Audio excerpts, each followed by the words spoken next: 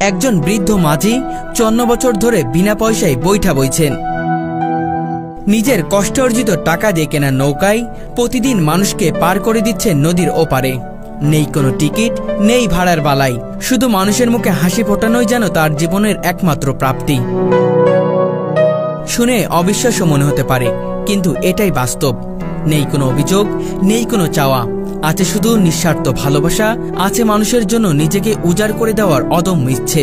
শরীয়তপুর জেলার নড়িয়া উপজেলার ভজেশ্বর ইউনিয়নের কীর্তনাশা নদীর ঝফসার লক্ষ্মীপুর ঘাটে প্রতিদিন সকাল থেকে রাত পর্যন্ত চলতে থাকে তার অবিরাম বৈঠার। মানুষ পারাপার করে গেছেন 1 টাকাও না নিয়ে, আর সেই ঐতিহ্য আজ ধরে রেখেছেন তিনি নিজ হাতে। ফ্রিতে কেন করছেন এগুলো? সনাতন ধর্মের মানুষ, আপনি আল্লাহ বললেন, মাশাল্লাহ।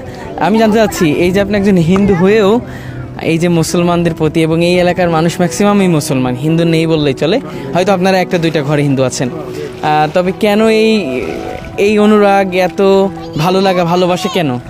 এখন 64, মাত্র 10 বছর বয়সেই নৌকার বৈঠা হাতে তুলে নিয়েছিলেন।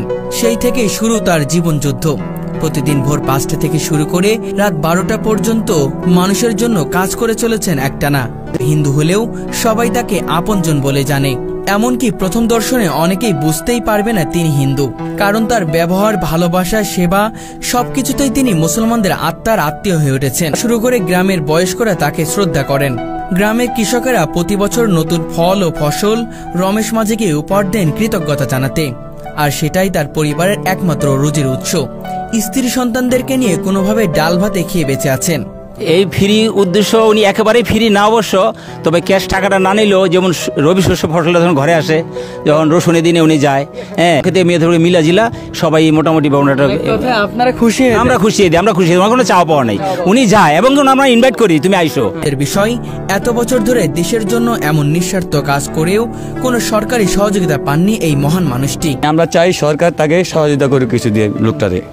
আমি পরিবেশ বর্তমান আর কি চামু, জনগণ কিছু চান না, শুধু বলেন যতদিন বাঁচবো বৈঠা বয়ে যাব, মানুষের জন্য কাজ করব। তবে যদি সরকারের একটু সহানুভূতি পেতাম, শেষ বয়সটা একটু স্বস্তিতে কাটত। চামড়ার উপর কাটা রোদের ছাপ স্পষ্ট, তবুও চোখে রয়েছে মানবতার দীপ্ত আলো। তার গল্প শুধু একজন ব্যক্তির নয়, এটি এক আদর্শ, একটি দেশের গর্ব।